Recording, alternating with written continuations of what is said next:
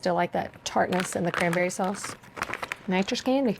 Chop this up and then we just throw it all in the pot. So you want your sugar water mixture to come to a boil just until the sugar dissolves, and then we throw everything else in. First in, the star of the show. Add in all our chopped fruit. And this is really gonna be good.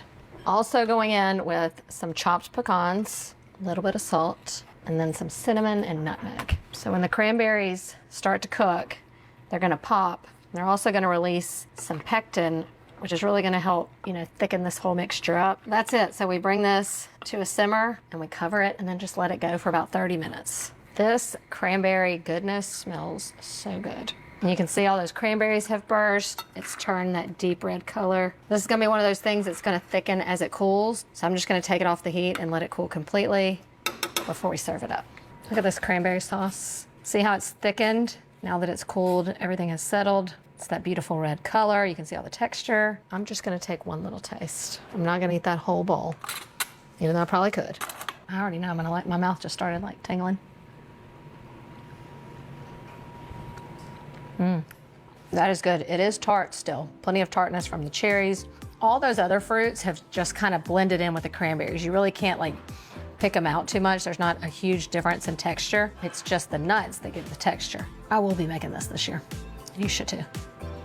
A dish that does not take up your stove or oven space and can be totally prepped ahead of time. The mashed potatoes. These are creamy, slow cooker mashed potatoes. Now the recipe does call to boil your potatoes and then finish everything in the slow cooker. We're doing it all in the slow cooker. We're gonna cover these in water, just enough to cover, and then you're gonna drop in 4 chicken bouillon cubes, or you can do a tablespoon of the paste, then cover it up, and then just stick it in your fridge just like this. When the time comes, pop it in and crank it on high. Get this started early in the day because it's gonna take a while. It's a good 8 hours, but I kind of cut mine a little large. I suggest cutting them into 1/2-inch pieces, and then they're gonna cook a lot faster, but we did it. You wanna reserve a little bit of our cooking liquid in case we need it. And I'm gonna drain the potatoes, add it back to our slow cooker, right back in, and we add our butter and cream cheese. And we are not gonna be skimpy here. The butter has been softened and so has the cream cheese, and that's gonna make this a lot easier. I like to mash it while it's all melting because the heat from the potatoes is gonna continue to help melt all this. And if it gets too thick, you can, add a little of that cooking liquid. The cooking liquid is because we're not using milk in here. We have enough creaminess from the cream cheese and the sour cream. It's a pretty easy way to do your mashed potatoes. I know I'm gonna need more salt and pepper. Okay, one final zhuzh. Recipes suggest that you can now turn them on low for 2 to 3 hours. It might, fluff them up a little bit with all that cream cheese and sour cream in there.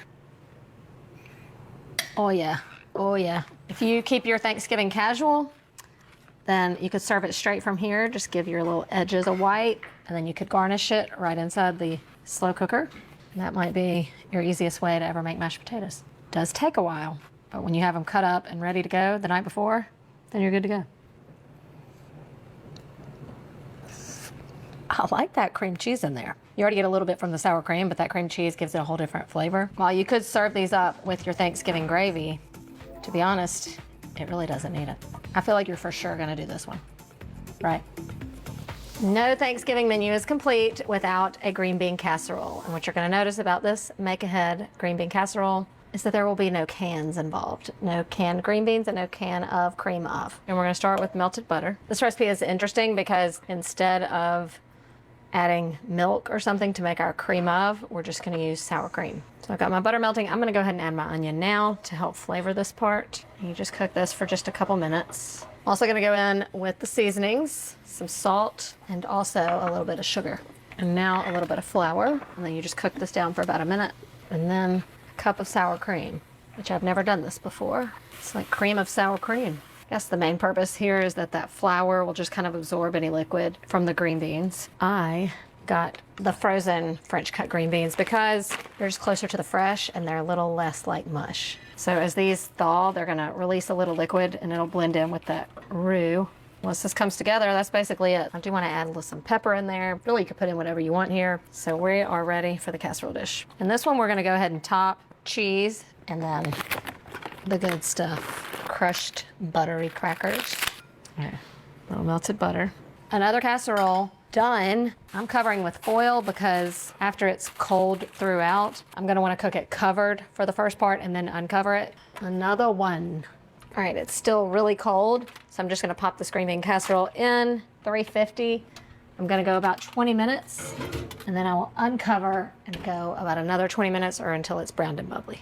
Hot, bubbly green bean casserole. It smells indulgent, cheesy, crunchy, buttery, and the fact that we did not open up a can, it's pretty impressive. You can tell by all the piping hot liquid that we should let this sit and come together. So I'm gonna let it sit for about 10 minutes before we dig in. But it is super creamy, just with 1 cup of sour cream. I love a green bean casserole.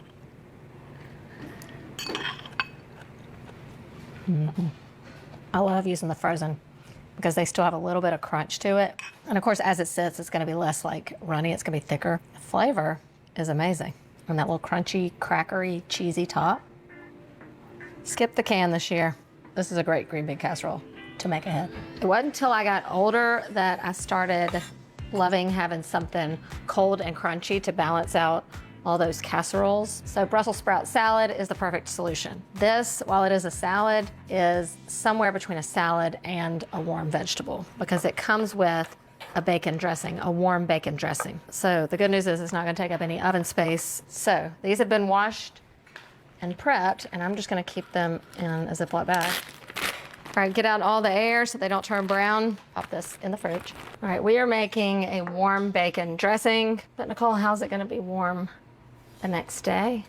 Well, you just pop it in the microwave. So I'm gonna start by cooking the bacon. I'm gonna go ahead and add in a little oil to help render the fat out of the bacon. And then starting the bacon in a cold pan is the easiest way and the best way to render out the fat. So as the pan heats up, the fat slowly gets pulled out. All right, bacon is good and crispy. And now it has created all of this oil, and that is the oil for our vinaigrette. I'm gonna add in some brown sugar, and then about a 1/3 cup of the apple cider vinegar. So this one's gonna be a pretty tangy vinaigrette. It's almost as much vinegar as it is fat. The juice of a lemon. And it says to bring this to a boil for 1 minute. I'm also gonna season with a little cayenne and then salt and pepper to taste. That's just to dissolve, make sure that sugar's dissolved, which it is. And then boiling it will just thicken it slightly also. And that's it. So this would go directly over your Brussels sprouts, but I'm just gonna let it cool in here. And then when you're ready to serve, you can just pop the top off, pop it in the microwave to warm it up and pour it over. Serve up this deliciousness right here. Even though it's covered in bacony goodness, I still think of this as a healthy side. This will be a hit. I mean, all my kids would eat this also. They love crunchy salads like this.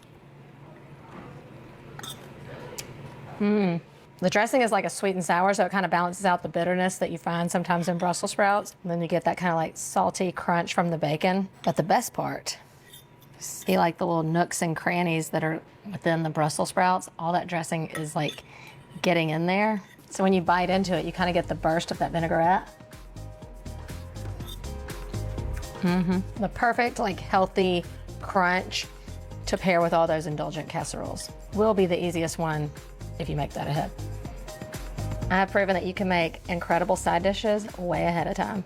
That way you can enjoy the day or focus on the turkey.